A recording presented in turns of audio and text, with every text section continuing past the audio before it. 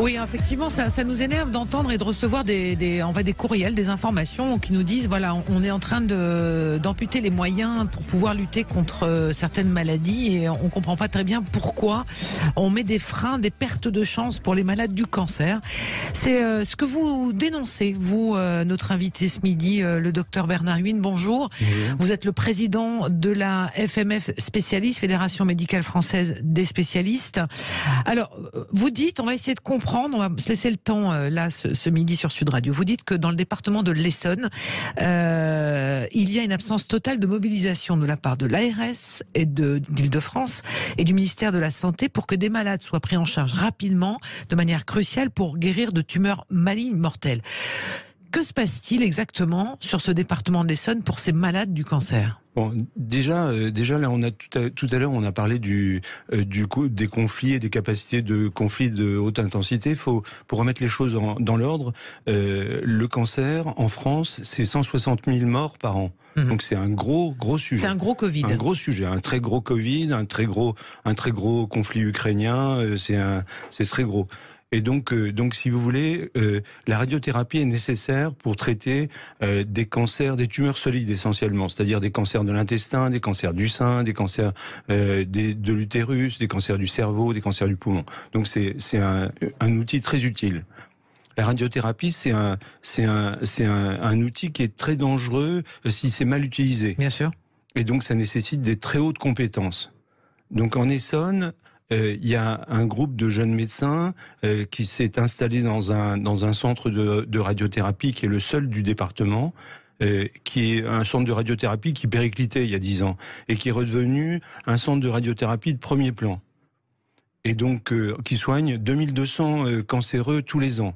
C'est des gens qui sont en danger mortel quand même. Donc et puis la clinique, le propriétaire des murs dit non, finalement on va donner ce centre de radiothérapie à utiliser à une équipe de jeunes qui a moins d'expérience.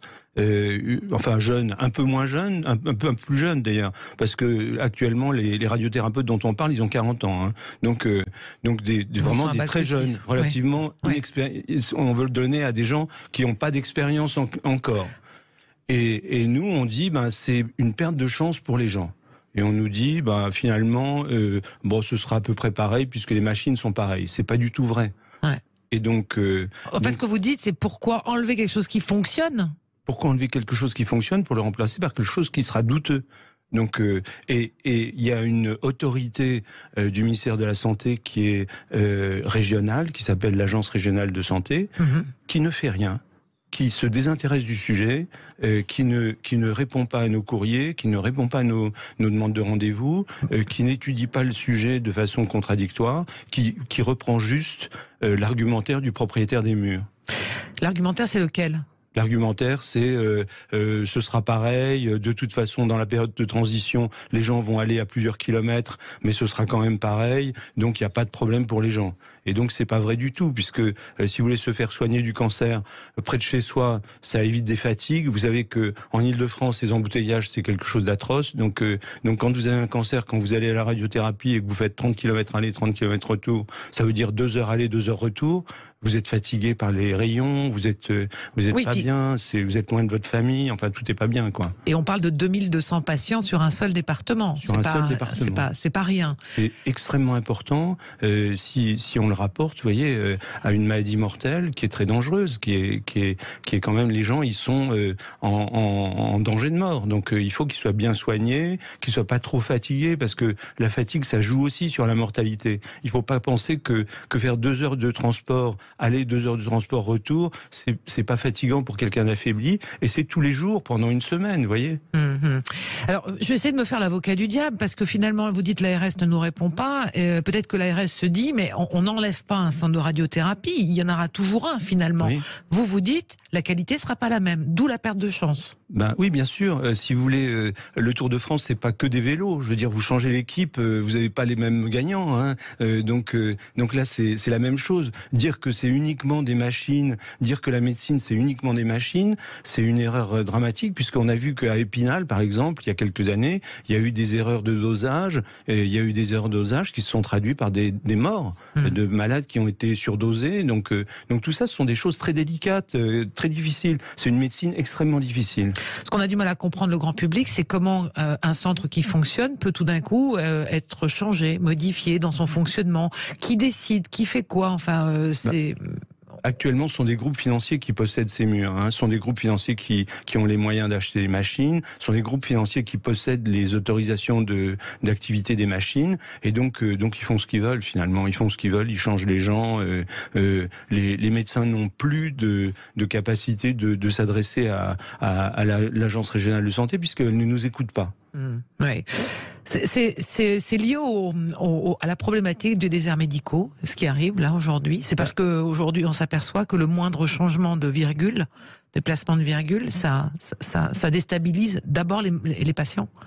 Chaque fois qu'un médecin peut pas être en face d'un malade et le soigner, on augmente le problème du désert médical. Parce que quel est le problème du désert médical? C'est qu'il n'y a pas de médecin pour soigner les gens. Donc si vous primez des médecins dans une période cruciale où déjà on manque de ressources, c'est absurde. Vous dites aujourd'hui, cette situation n'est pas tenable. Donc il y a un nouveau ministre de la Santé, qui est un confrère à vous, oui. En tous les cas. Oui. Vous avez déjà essayé de le contacter? Oui, mais actuellement, le ministère, si vous voulez, ils sont en train de prendre leur marque. Je veux dire qu'on profite de l'été, comme d'habitude, pour enterrer des cas litigieux, pour faire des trucs qui sont pas bien, pendant que personne ne regarde, pendant que tout le monde est à la plage. Et là, malheureusement, le ministre, il n'est pas à la plage, mais vous savez bien que le problème de la santé, c'est un énorme problème. Et moi, je pense que le ministre de la Santé, il n'a pas encore eu le temps de s'occuper de ce problème-là. Alors, docteur Bernard, vous êtes le président de la FMS spécialiste, Fédération médicale française spécialiste. Donc aujourd'hui, vous défendez aussi une corporation des médecins. Le sentiment de vos collègues à qui on dit on vous demande de laisser la place à d'autres, il est lequel? Quel est le risque aussi pour... D'abord un sentiment d'injustice. Je dis ça parce terrible. que certains partent ou oui, changent. Bien sûr, un sentiment d'injustice terrible, une inquiétude pour les malades, parce qu'en réalité, un syndicat de médecins, c'est fait aussi pour donner aux médecins les moyens de soigner les malades, de donner aux médecins. Et actuellement, c'est un danger qui peut toucher beaucoup plus de sujets, parce que il y a une évolution qui enlève aux médecins une grande partie de la responsabilité de ce genre de décision.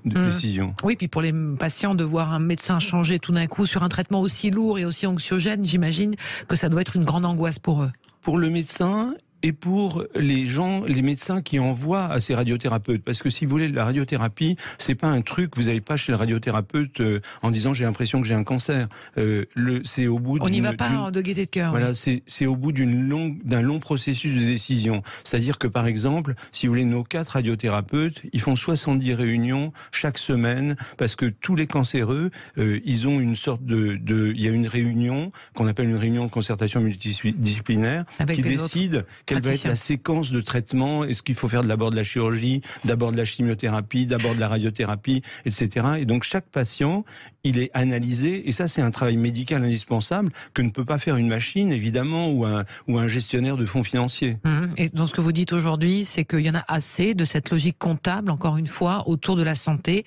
On ne peut plus continuer à fonctionner comme ça. C'est-à-dire que la santé, on imagine qu'on peut le faire sans médecin. Et ça, c'est une absurdité, parce que évidemment, il suffit pas d'avoir de l'argent pour soigner les gens. Il faut aussi des acteurs très entraînés, très spécialisés, très compétents. Et ça se fabrique pas en 2 minutes. Un radiothérapeute, vous mettez 15 ans à le fabriquer. Ouais.